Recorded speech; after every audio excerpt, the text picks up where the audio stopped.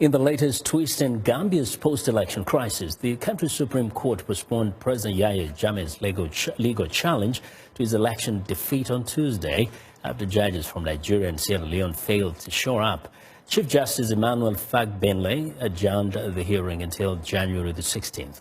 Meanwhile, a mediation mission by West African Regional Bloc ECOWAS to Gambia has been pushed back from Wednesday to Friday.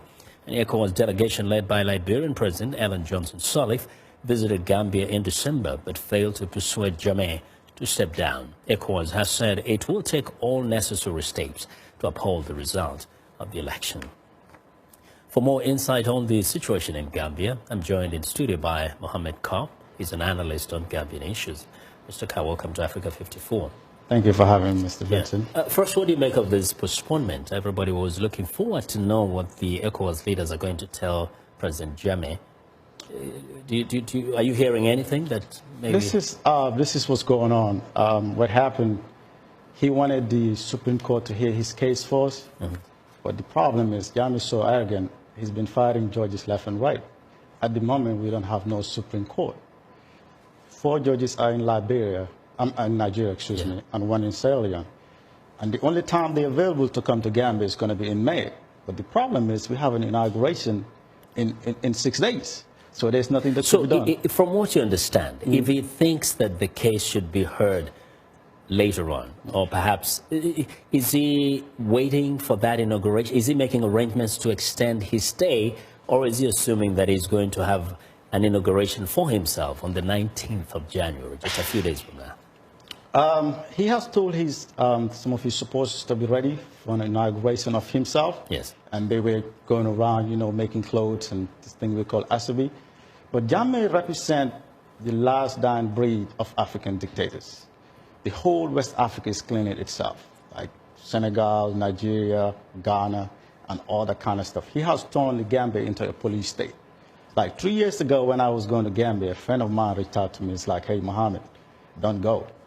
They got your name on the list. I said, a list for what?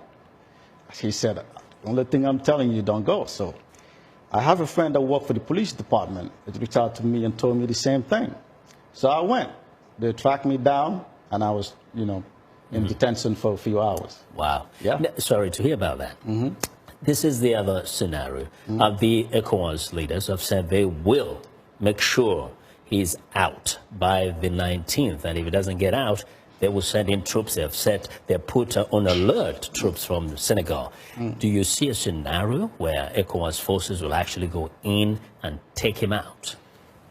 They are talking about that as being the last resort, if every other option fails. For instance, it breaks my heart when I look online and see for the first time ever, the Gambians are refugees in another country.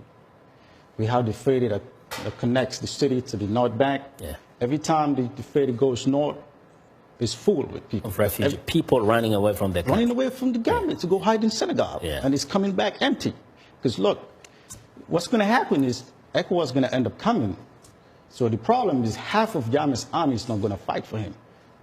So you kind of have information that not the entire military is standing behind him. Yeah, great information. We all got like brothers and cousins in the army that we know, they have wives and all that in the military. And half of the Gambian army are overseas doing peacekeeping. But do you think he has anything to lose? Well, given that he has already been threatened with being taken to ISIS, The Hague, does he have any motivation to leave power? Well, this is what's going to happen. Let's say the Gambian government decide to say, look, we're not going to prosecute you. We're going to let you work. You can go do whatever. But that doesn't stop justice coming around. Because remember, he killed family members that are American citizens. Those people can come back to him legally. And there's nothing the Gambian government can do by then.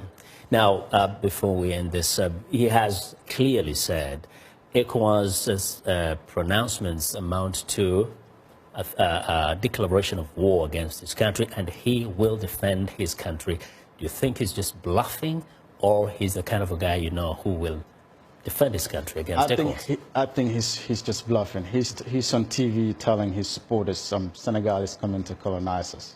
Senegal is coming for, let Senegal what it is about Senegal problem. No. Senegal is not coming for Gambia.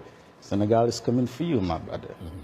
So In order to save the day, we don't want you.